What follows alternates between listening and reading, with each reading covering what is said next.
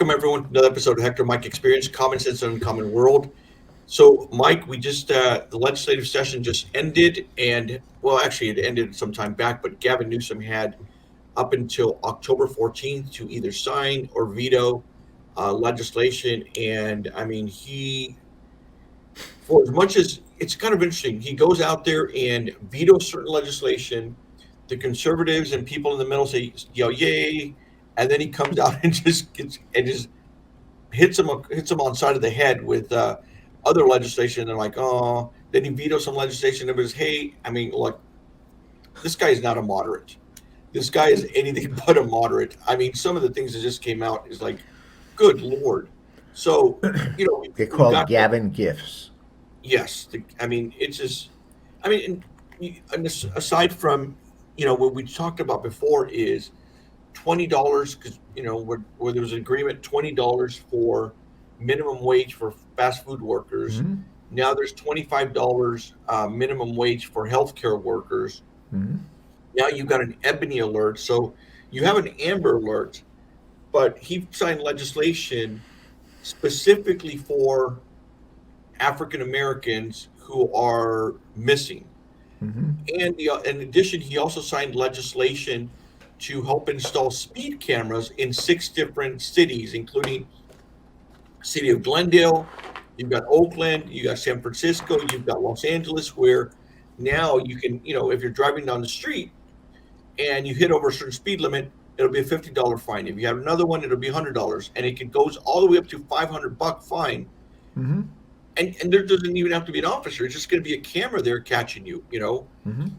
And whether you saw the sign, it was 25 speed limit or 35, and you were going a little bit higher over, and you were going higher over that amount, you're going to get caught on it. But everything that seems to be coming out of this thing, and this is the part that's frustrating, is everything is a nickel and dime you one way or another.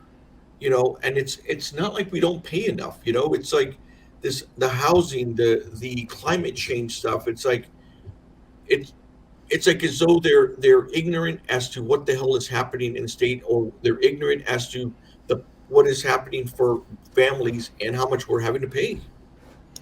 Well, the speed camera thing is just all about money. I mean, that it's not about keeping you safe.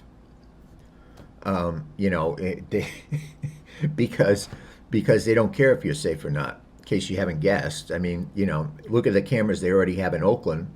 All they ever do is catch people, stopping at a stop sign. Someone jumps out of their car, pops their trunk, and steals the shit that's in their trunk, and never get prosecuted. Right. Someone driving around a parking lot, the cameras show them jumping out of the car. You barely even see it. Takes a swipe with something, the window breaks, scoops up everything that's in the car, and they're gone within a minute. So, and they never get prosecuted. So has nothing to do with safety. That's the first thing everybody has to realize.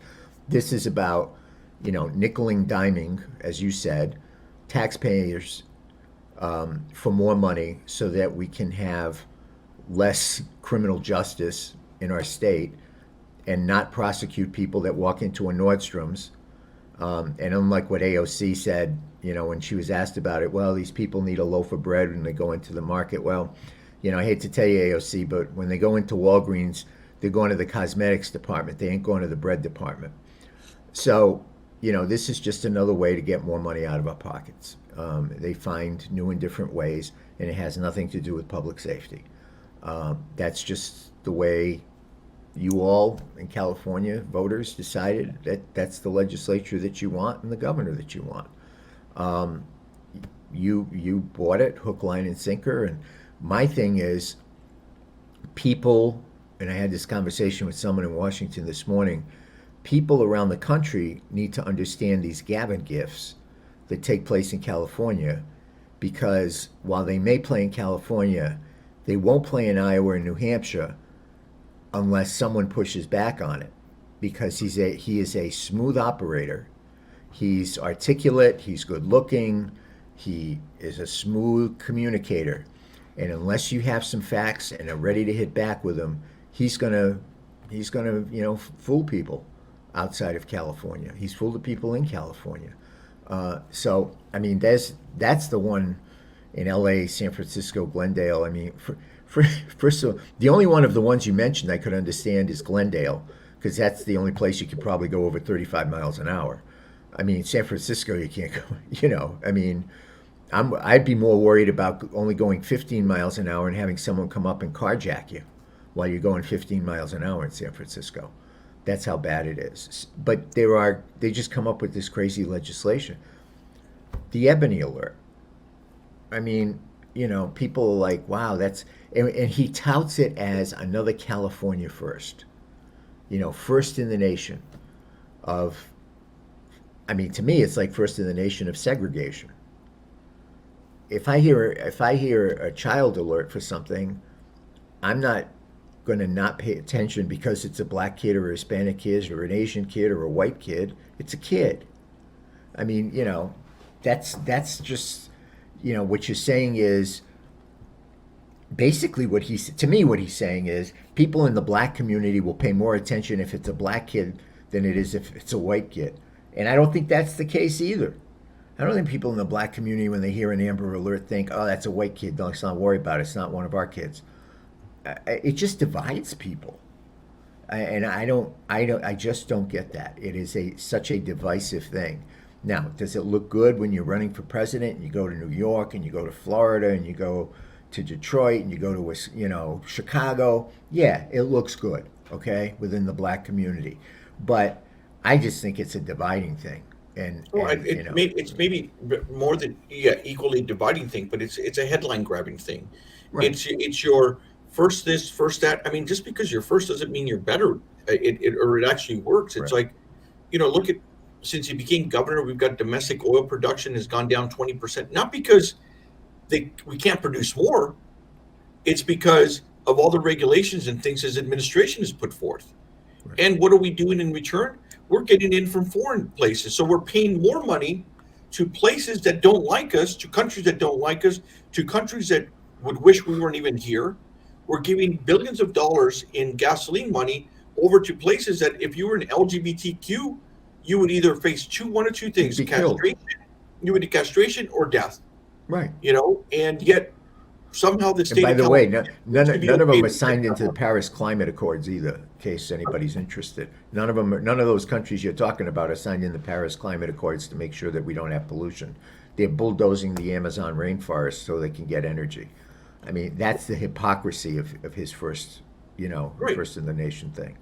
And Um, that's a good point. I mean, 50%, I mean, majority of all the oil that's coming from the Amazon rainforest is coming to California. And yet everyone these progressives turn a blind eye and say, well, I guess it's okay because we're getting oil, but we're not producing it here domestically. I mean, right. that's the absurdity with a lot of this stuff. It's It headline is. grabbing. It's not I mean, common look, sense. look, What? Mike, I went to, was it a couple of weeks ago? I went to Safeway and I bought 9 items. I got milk, I got toilet paper. I'm sorry, toilet paper. Yeah, toilet paper. I got butter. I got the little blueberries over for the girls so I could put in their yogurt. Ended up getting yogurt too. I got 9 items. That bill turned out to be $74 for 9 things. Hmm, I mean, I don't care if you're making 20 or 30 bucks an hour. How are you going to be able to afford? How's a family going to be able to afford something like that? right, I mean, I was shocked when the damn everything got rang up. right. And it is this travesty that is happening is not just every single time you go to the grocery store, but it's when you go to the gas pump. It is all these other things that are just adding on top of one another. And you add this whole thing, we're going to be the first. Okay, I'm sorry to tell you, but this Ebony Alert, it's going to cost more money because there's going No. to be more people that are going to have to man it. Now you're going to have a department. Now you're Right, going to have hire more government officials to be able to say, okay, who's going to be in charge of sending out these alerts? You right. know, and when you start looking at other items, okay, look, just because you want to go electric, we don't have the infrastructure right now to go electric or 100% electric. This when the sun doesn't shine and the wind doesn't blow, how are we going to get our energy? Hmm. You're getting it still from petroleum. I'm sorry, you're still getting it from oil. You're still getting it from natural gas. And the thing is that you can have a transition that takes time. where we become more efficient, where we build batteries that can hold that electricity while, when the sun is out and wind is blowing, that can carry you over for a day or two, but it isn't there now. And if Right. it isn't there now, then why are you getting rid of what we have right now and making it more costly and making it more difficult for people? And that's the And then, absurdity that I see with a lot of this legislation that just comes out. It's like it's just aspirational goals without having a plan or a plan B or a plan C or a step process. It is this whole idea of I'll give you this aspirational goal and I'll give it to a committee or some regulatory agency to come up with the idea. Not only are they supposed to come up with the idea, but they also are empowered to figure out a way to tax the heck out of us so that they can somehow pay for it. mhm. the And the the analogy I use is I remember when I first came out here, I was doing some work for an organization, and I went to a CARB meeting, and they were talking at the time. This goes back a few years about hybrid cars, and what they wanted to do was, in order to get people to buy hybrid cars, they wanted to charge an inventory tax on automobile dealerships that had X number of gasoline cars on their lot, so that it would make an incentive for the dealership to have more hybrid cars on their lot and less gasoline cars on their lot. Fortunately, that was defeated. If you go to a car lot today, you will find more hybrid cars on the lot. Why? Not because government implemented something to make you do that and punish you if you didn't. They're on the lot because people look at it and say hybrid cars work. They give me more gas mileage. They get me into the HOV lane. They're not as expensive as they were. They're stylish. They can fit my family. They can fit my goods. They can fit my skis or my surfboard or whatever. The marketplace took care of that. So now you have more hybrids, both in the car lots and on the streets. And that's what we need to do with the electric cars. I think people will get to the point of electric cars when they see how more efficient it is, how easy it is, as opposed to what it is now. They're trying to manufacture this way too fast. And it's like a lot of the policies that they do. It looks good, it sounds good, but in the reality of it, it makes no sense right now. So to mandate that kind of stuff, or to mandate or come up with an ebony alert system, which, like you said, is a whole nother entity of telecommunications, public relations, technology. It's a whole nother, X amount of dollars that it'll cost, because somewhere there's this belief that if people know it's a black child, not a white child, or an Asian child or a Hispanic child, they're going to be paying more attention to it.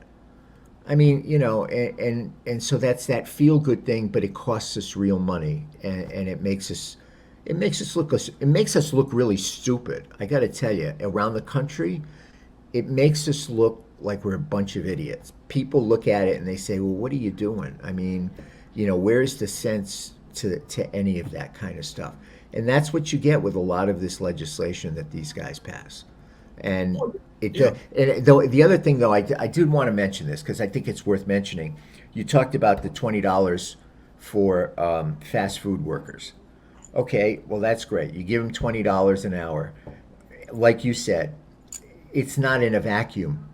The products they have to buy, the things they have to do, the bus they have to take, the car, the gas they got to put in their car, and everything else is going up. That $20 ain't going as far, because everything is more expensive, both in a direct cost and an indirect cost with interest rates. Okay, so that's number one. Number two, the other part about this, and you correct me if I'm wrong in what I read, the people who will oversee that program and who will determine what these workers make is a government instituted board over franchisees who have paid money to grow and start a business, a small business that will make them money that they can hand down to their kids and their grandkids. So now government controls what they pay. Has correct. anybody ever seen government do something better than what the private sector does on anything that's economic related? No. It costs more money, more regulations, more everything. Small businesses know how to innovate. They know how to be ingenious about things. They know how to find ways to get things done. They're the ones that take the risk. They're the ones that put their money out there. They're the ones that borrow from their family to start that business, or go someplace to get some government help to start that business. They're the ones that create the jobs and the opportunity. They're the ones that hire the local people from their community. And now they're going to be regulated on what they pay these people that is from their business by a government agency. Right. Common sense? Yeah. Well, just I mean, look, Mike. Look at the car tax, right? It was sold to people is look, we're going to do a car tax because we need to fix the roads and bridges. That's the way it was sold to Californians. And so every July 1st, like the sun's going to come up tomorrow, every July 1st, you've got an increase in your gas tax. It goes up every July 1st. Yet for the last 3 4 years, we've had the worst roads in the nation. It's like, where the hell is all this money going to? And Right. part of it is because what happens is you go out and put, and this is a thing that people need to understand, is every single time you've got another piece of legislation that goes out there, it comes with a cost. There's additional government bureaucracy that gets created. You've got more government positions. You've got a new government entity that gets put there. So you need a director, you need sub-directors, you need staff. Not only that, Lawyers. yeah, then you've got other studies that have to get done. All that costs money, and so what happens is the government itself in California does not print money. The government in California doesn't go out and have these tremendous investments that just kind of regenerate its own money. They get the money from us, the taxpayer. And so when you're going around and wondering why the hell the price of gas is the way it is, when you're wondering why the heck our roads are the way they are, how horrible they are, when you're paying so much and you're seeing your paycheck just shrink and shrink and shrink in value as to what it did before, you're the one to blame Mm-hmm. because you help put these people into office, and you do have a choice. Come this March, no, 2024, there's an election. If you like what you're getting, keep on voting the same way. If you don't, then maybe make a change. Send a Right. message out there. But at the end of the day, it is us, the voters. We're the ones to blame because we are the ones who are keeping these individuals in office. And at the same time, we are believing the charm, we are believing the stories that they are telling us by saying, hey, don't worry about it. I want to introduce this piece of legislation that is going to do X, Y, and Z, and it's going to be great. I think the question you should be asking is, how much is it going to cost? Right. What's the cost over to me? How much more am I going to have to pay? Because at the end of the day, if you're bitching and complaining, just like I am right now, about what things are costing, about how more difficult things are, then you know what? Start asking those questions. Well, don't, from now on, don't pick the good blueberries. Pick the bad blueberries. No, man, I know it's absurd. Man, 74 It is bucks for crazy. nine, Yeah. No, I 74 mean, bucks for nine and things. and by the way, that's one of the things, we've talked about in the past about what's going on in Israel and foreign policy. Those things in the world of politics and government are blips. The things you just talked about, what do you have in your grocery cart and how much does it cost? Those are everyday things that really will be the things that people will decide on. Those are everyday things that make a difference in their lives. They may look and see all of the atrocities that just took place in Israel with Hamas and be outraged by it, rightfully so. But the things that affect their everyday life are the things like how much gas they're able to put in their car now for the same amount of money, how much is taken out of their payroll, even though they're getting more money, how much more is being taken out. How much more do they have to now pay for an ebony alert system to be put into place that wasn't there before? And do we really need it? Where is the proof that, this is not just somebody's pie in the sky good public relations idea, which, by the way, I think is a terrible public relations idea, but someone obviously thought it was a good one. But what is that going to cost me? Those are the kinds of things that people see every day. So it's not like you're blind to it. It's not like, well, it really doesn't affect me. It affects everybody. And it doesn't matter what color you are, what ethnicity you are, what religion you are, what demographic you are, what geographic you are. It affects everybody in this state. What worries me is that there's a real possibility, and I don't think people in Washington at least some of the ones that I talk to on a regular basis, really understand that this is what Gavin would export if he does become the nominee of the Democrat Party for president. And while they laugh and say there's no way, he would ever win, it's like you just have to watch this guy. He's like the Pied Piper. He's walking you off the edge of the cliff, and you don't realize it until you're hitting the bottom of the cliff. So I don't think that they're ready to be able to fight this guy the way they're going to need to fight this guy, which Well, is Mike, you kind of you were in the scary. inner circles there in Republican circles when everyone didn't think Trump was going to win. I mean, Oh, you were there. You were there, and like, most of them were working in the White House. that guy's not going to win. We're good. No, Yeah, that was the. we I, got we I, got Jeb Bush. Oh shoot, no, yeah, we Jeb got Bush. Rubio now. Oh Yeah, no, we. I mean, we got that's all. Ted Cruz. Yeah, it's just like no, we got no. Okay, now we got someone else. It just Yeah, no, that's exactly it, and it's the same way. It's Trump was hit a nerve with average people, certainly with the Republican base. This guy, if you don't know what he's done here, and the outrageousness of it, and you don't start educating people about that now, once you try and start educating them about him, and he's out there, it's going to be too late.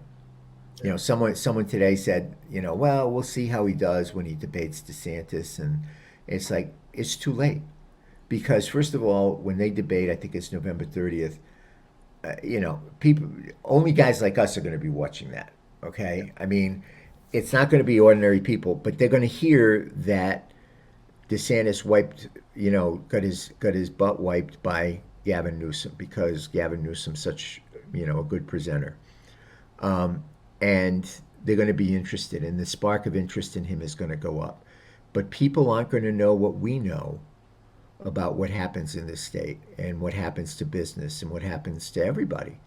And they better, they need to take this a whole lot more seriously than they are right now. And I don't think it's possible for a lot of folks. And here's the reason why. I mean, yes, the idea is, and the message is, look under the hood, because if you look under the hood, then you really see what kind of a mess it is. But the difficulty, and I was talking to some friends in Los Angeles the other day, and they said people are struggling and just trying to survive, that they don't know what they need to care about. Mm. They don't realize what is actually happening, and they're just in their survival mode, just going back and forth. And I think for a lot of folks is they're so caught up with the grind of just trying to survive that they don't have a chance to see under the hood. They're not able to connect the dots. Right. And here you have someone's like, hey, we're going to do this first thing. We're going to give you, we're going to give people who are, undocumented, you're going to have free healthcare now. Well, okay, Mm-hmm. that comes with a cost, you know, and and this You other group, think? and this other group are going to give you this, and everybody's like, oh, that's kind of sounds good. I'm for that group. I think that group should be getting some stuff. But the question then becomes, how much is it going to cost, and who's going to pay for it? Right. And so those follow-up questions, that accountability and transparency that needs to go in there, I think there's so many people that are just so caught in the grind of trying to survive that it makes it difficult for them to even be able to ask or know what they're supposed to be caring about. And I think it's that perfect storm of need, survival, and not having the time or the ability to ask, those important questions. And and and we do this. I mean, it's a smooth flyers. It's the cool ad that we do for candidate. It's we look and make them look all presentable. We put out our message out there and say, hey, we're fighting for the common person. Hey, we're trying to help out the little guy. Hey, we got to fight you so that you have more. We're gonna increase penalties to criminals and all that other stuff. But at the end of the day, is the very same people that voters are putting into office are doing the exact opposite when they get into Mm. office. Right. And I Because think they that's the answer to difficult someone other than the voters. that yeah that's the difficult part I see in this thing. And I don't know if we're at that point where a big transition or a big seismic shift is going to happen, because I think for people to really wake up, there needs to be a hard hit. And I understand that right now economically it's a hard hit for a lot of individuals, but I think there needs to be something bigger for people just to pause, because I think people's like, you look at California and say we got great weather, we got great diversity, we got great food. There's a lot of great things to be happy about California, but until that pain and hurt hits a lot bigger group of people, then I'm afraid I don't know if we go down continue down the same route. Our state motto should be a great place to visit, but you won't want to live there. Yeah.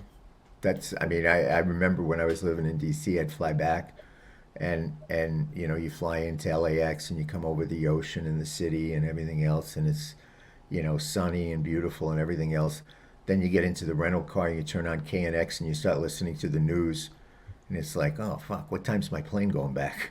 You know, that's the reality of California, unfortunately, and I think you're right. People are overwhelmed Yeah. with everything that they have to deal with, but you know, it's really simple, and I'm not going to give them a pass on it. If you're not happy with what you got, vote for what you ain't. You Hmm. know, it doesn't matter. You don't need to go delving into issues. You don't need to go delving into candidate. If you're not happy with what's happening, vote for whoever's different. It's Yeah. just that simple. Vote for whoever's different. You know, could it be worse? Yeah, it could be worse, but it also could be a whole lot better. And chances are it's going to be a whole lot better. If you're not happy with your lot in life in California, you can do two things. You can move, which a lot of people can't. A lot of people can, but a lot of people can't. Or you can change who's running your life. Yeah. And you don't need to go into, you know, deep research and everything else, because there are a lot of things that pull on you in your life. Just don't vote for the person that's there. If they're not doing the job you want them to do, vote for somebody else. Yeah. It's that simple. All right, Mike. We'll leave it in this kind of depressing state right now. It's a small world after all. I know. I know. All right. It is Well, not the happiest place on earth. I know. Well, thank you everyone for listening in. Mike, thanks for getting together, and we'll do this again soon. Take care, everyone.